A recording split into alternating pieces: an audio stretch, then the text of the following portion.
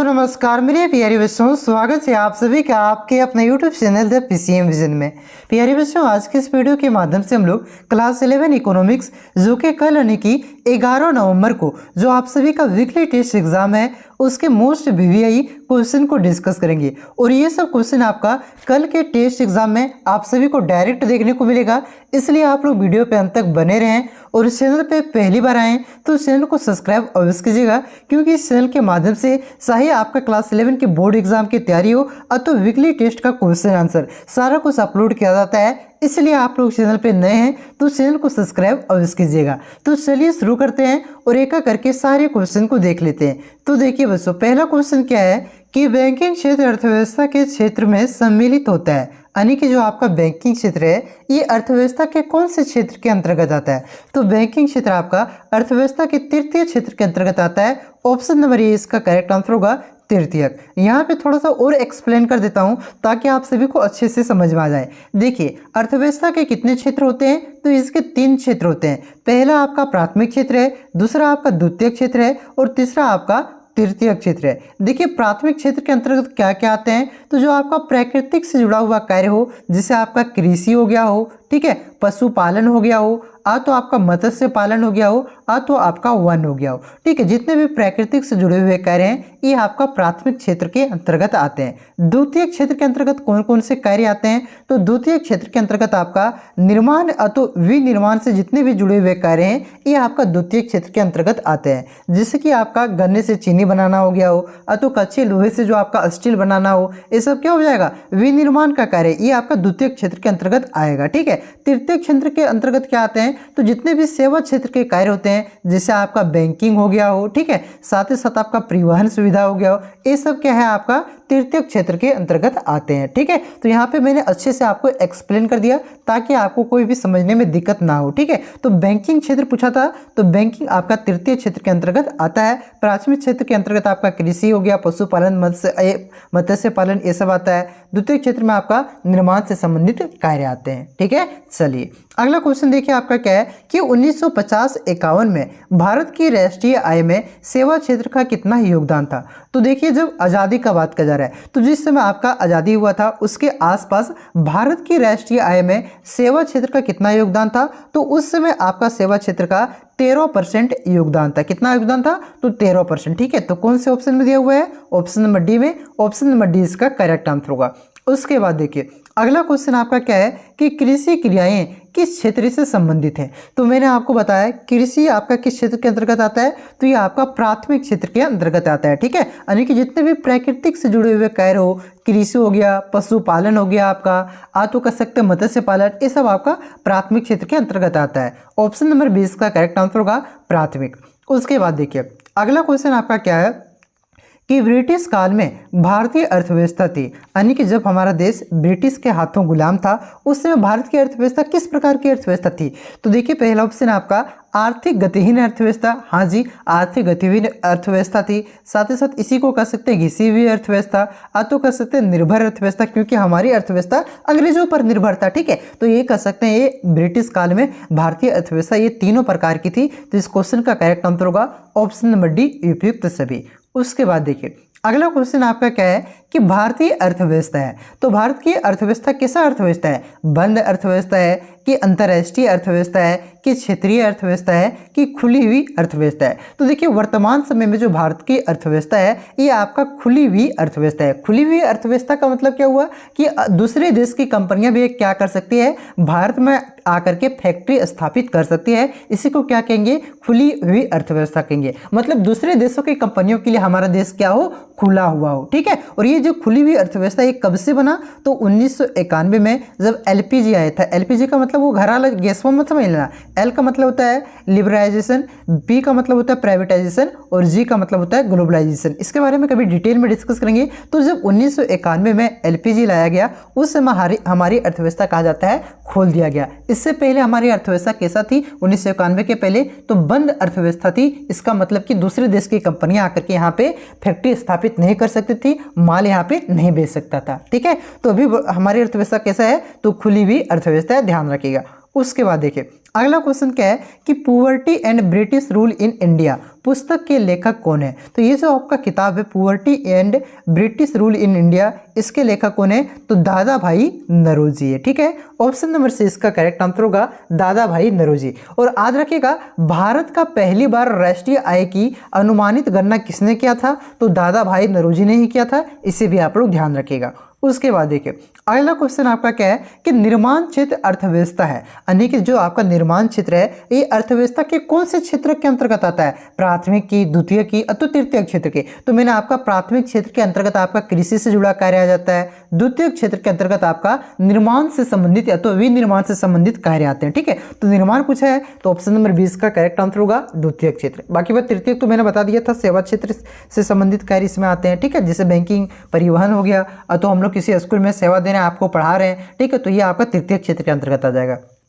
उसके बाद देखिए अगला क्वेश्चन क्या है कि स्वतंत्रता के समय देश में नगरीय जनसंख्या कितनी थी?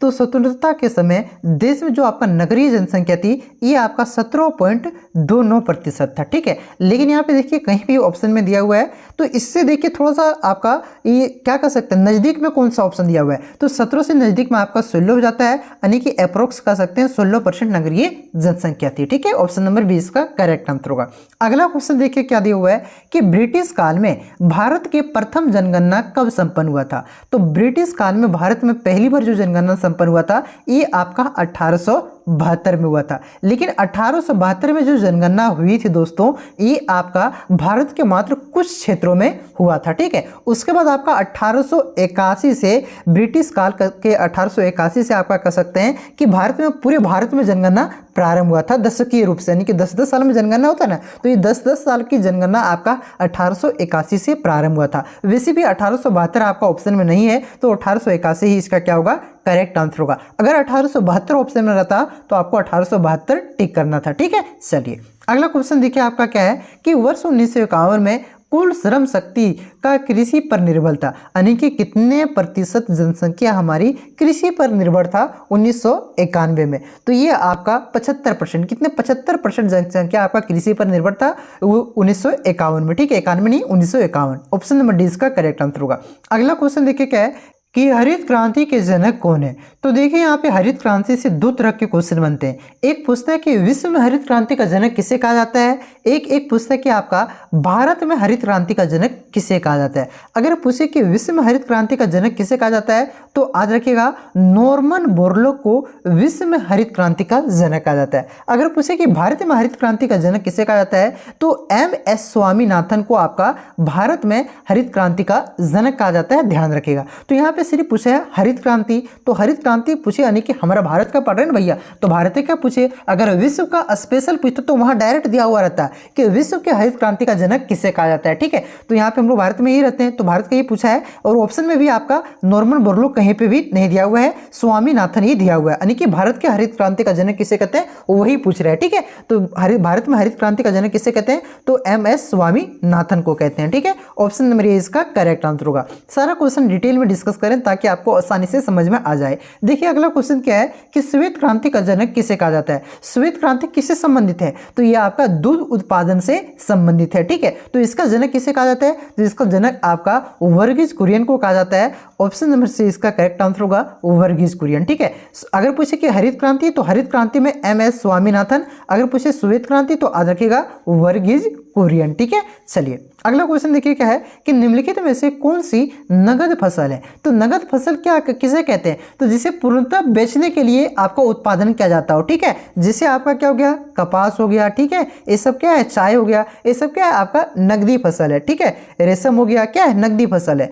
ठीक है, तो यहाँ पे देखिए कपास ऑप्शन में दिया हुआ है, ऑप्शन नंबर सी इसका करेक्ट आंसर होगा। कपास आपका क्या है, नगदी फसल है। तो देखिए धान और गेहूं भी बेचने के लिए करते हैं, लेकिन इसको पूर्णतः यानी कि पूरी बेचने के लिए इसका उत्पादन नहीं किया जाता, कुछ खाने के लिए भी इसका उत्पादन किया जाता है। ठीक है, तो धान और गेहूं आपका क्या है, खाद्य फसल है, ध्यान रखिएगा। आपका कपास क्या है, नगदी फसल। ठीक है, इसलिए ऑप्शन नंबर सी इसका करेक्ट आंसर होगा कपास। अगला क्वेश्चन देखिए आपका क्या है कि स्वतंत्रता के बाद भारत में कौन सी आर्थिक व्यवस्था अपनाई गई थी। तो स्वतंत्रता के बाद आपका भारत में मिश्रित अर्थव्यवस्था को अपनाया गया था। ऑप्शन नंबर सी इसका करेक्ट आंसर होगा मिश्रित। देखिए मिश्रित का मतलब क्या हुआ, जिसमें आपका समाजवादी अर्थव्यवस्था भी हो और पूंजीवादी अर्थव्यवस्था हो, यानी कि समाजवादी को भी कुछ लिया गया है और पूंजीवादी अर्थव्यवस्था के भी कुछ गुण को लिया गया है। ठीक है, जिससे देश में आपका सरकारी स्कूल भी है और आपका प्राइवेट स्कूल भी है। सरकारी मतलब हो गया समाजवादी और प्राइवेट मतलब हो गया आपका पूंजीवादी। ठीक है, दोनों मिला हुआ है, तो कह सकते हैं कि हमारी जो अर्थव्यवस्था थी आपका मिश्रित अर्थव्यवस्था थी। ऑप्शन नंबर सी इसका करेक्ट आंसर होगा। अगला क्वेश्चन क्या है कि नीति आयोग के अध्यक्ष कौन है। तो नीति आयोग के अध्यक्ष आपका प्रधानमंत्री होते हैं। ऑप्शन नंबर 20 का करेक्ट आंसर होगा प्रधानमंत्री। ठीक है, देखिए नीति आयोग जो आपका क्या है, ये पहले आपका योजना आयोग होता था। ठीक है, योजना आयोग की स्थापना आपका 1950 में किया गया था। इसी का नाम बदल करके मोदी सरकार आया तो 2015 में, कब 1 जनवरी 2015 को क्या कर दिया, 1 जनवरी 2015 को योजना आयोग का नाम बदल करके नीति आयोग कर दिया। ठीक है, और इसका अध्यक्ष कौन होता है, तो प्रधानमंत्री होता है। अगर इसी को घुमा करके पूछे कि योजना आयोग का अध्यक्ष कौन होता था, तो उसका भी अध्यक्ष आपका प्रधानमंत्री ही होता था। अगला क्वेश्चन है कि किस वर्ष को महाविभाजन का वर्ष कहते हैं। तो 1921 का जो वर्ष है इसे महाविभाजन का वर्ष कहते हैं। ऑप्शन नंबर सी इसका करेक्ट आंसर होगा।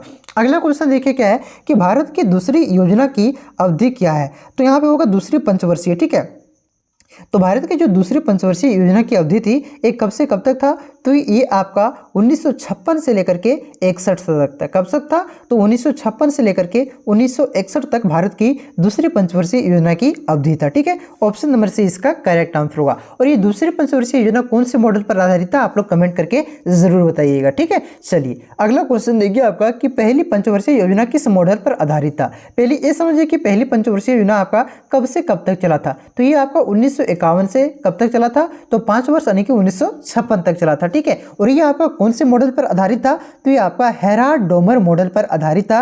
यानी कि पहली पंचवर्षीय योजना में किसको तवज्जो दिया जाए, किस क्षेत्र में विकास किया जाए, इसका आपका जो मॉडल तैयार किया था किसने किया था, तो हेराल्ड डोमर ने किया था। इस वजह से इसे हेराल्ड डोमर मॉडल कहा जाता है। ठीक है, चलिए इससे पहले मैंने आपको क्वेश्चन पूछा था कि दूसरी पंचवर्षीय योजना कौन से मॉडल पर आधारित था, तो याद रखिए महाल नोबिस मॉडल पर आपका आधारित था द्वितीय पंचवर्षीय योजना। ठीक है, यहाँ पे क्वेश्चन में पहला पूछा है तो हेराल्ड डोमर होगा। उसके बाद देखिए अगला क्वेश्चन अब सब्जेक्टिव क्वेश्चन है कि प्राथमिक क्षेत्र क्या है। तो देखिए वह क्षेत्र जिसमें प्राकृतिक संसाधनों का प्रयोग करके वस्तुओं का उत्पादन किया जाता है। ठीक है, उससे क्या कहेंगे, प्राथमिक क्षेत्र कहेंगे। जैसे मैंने आपको पहले बताया कृषि हो गया, मछली उद्योग हो गया यानी कि मत्स्य पालन हो गया, खनिज हो गया, उत्खनन हो गया, ये सब क्या हो जाएगा, प्राथमिक क्षेत्र के अंतर्गत आ जाएगा।